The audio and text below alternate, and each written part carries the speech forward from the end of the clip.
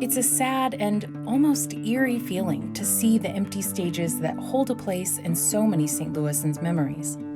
What we wouldn't give now just to fight for a parking spot, push through a crowded venue, and wait an hour in line for a $12 beer.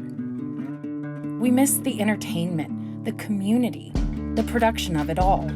But so much of what we miss is largely due not to the celebrities, but the people working behind the scenes.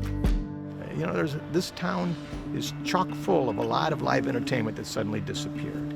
Ron Stevens with the St. Louis Classic Rock Preservation Society, who regularly advocates for the people working behind the scenes, saw the need to provide extra support when live entertainment came to a halt during the pandemic. When you think about it, when you're sitting at a show, like here at Riverport, there are 200 people who are working that night, who are being paid to be here to make your evening very memorable and fun. And they're not working right now.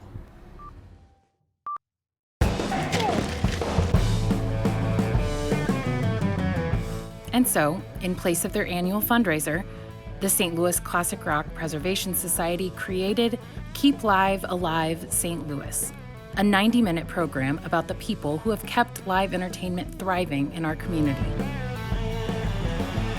We started with the idea of a simple half-hour video that would be free to watch. And that half hour soon became 90 minutes because so many people, locally and nationally, offered to participate.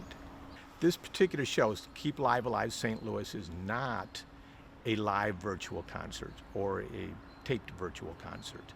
There is music in it, but we wanted to present something that had more entertainment value beyond just artists performing. Ah, look at this at the Checkerdome this Friday night. 3 great acts. Who's on first? Yes.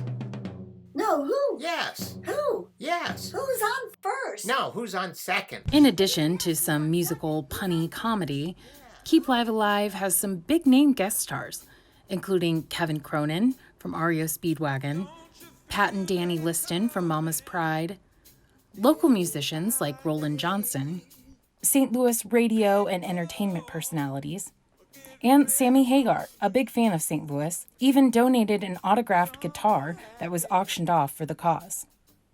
A lot of those featured in the program share their memories of events that have shaped St. Louis as a city. And of course, with the main purpose of supporting the crew, you'll hear directly from local stagehands. Kat Muse has worked for the Local 6 Stagehand Union for about 10 years.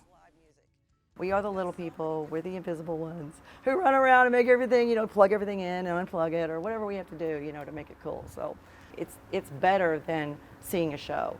It's kind of like when you go party in the green room, you don't want to come out, because it's one big party back there and you work with all these people who have the same, they have the same interest, they have the same love of music.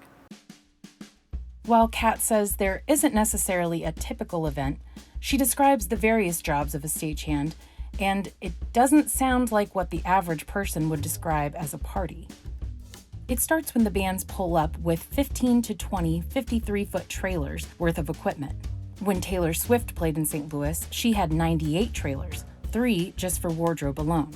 Like she had this giant piano, one was a big camera, and we had to bring it out of the street, and it took, 10, 20 of us just to guide it down the alley, up the ramp, through the door, and into the arena. It was insane. The stagehands then distribute all the equipment around the venue, whether it's the band's instruments, audio and lighting equipment, stage decoration and props.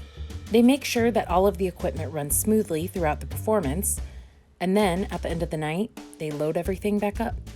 I've done all of it. The only thing I haven't done is rigging, and rigging are the guys who are hanging from the rafters. You see them, they climb up all the way to the top. They're the ones that put the lights, they run the motors, the light walls or curtains or whatever's back there. So they won't let women do it because we don't have the upper body strength. You've really got to have it. I beg, I promise.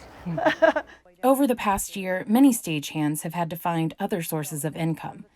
Kat went back to working as a paralegal, but she hopes to return to full-time stagehand work soon. Have you seen a lot of people completely change jobs because they have to? And do you expect there to be a shortage? of stagehands? Oh no, because once it starts, no. We love this job way too much. We do the craziest things just to work. I think the Keep Live Alive, the whole idea, the whole thing should keep going no matter what, pandemic or not, just because people don't get it. And it just makes it a more, they appreciate the job more. They appreciate maybe when they do go to a concert, it's not just all smoke and mirrors.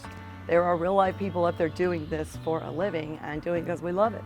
But as much of a passion they may have for the job, those working in live entertainment still need to pay the bills.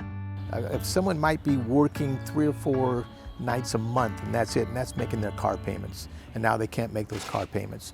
So if that sounds like you and you work in the live entertainment industry in St. Louis, the qualifications are loose in that we want to give all the money out.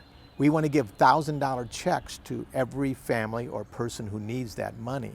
Grants will be awarded in June, about the same time we can hopefully see a little bit more normalcy with live events. And maybe the next one you attend, you can thank your local stagehand. And live music will return to St. Louis, baby, I promise. Woo! For Living St. Louis, I'm Brooke Butler.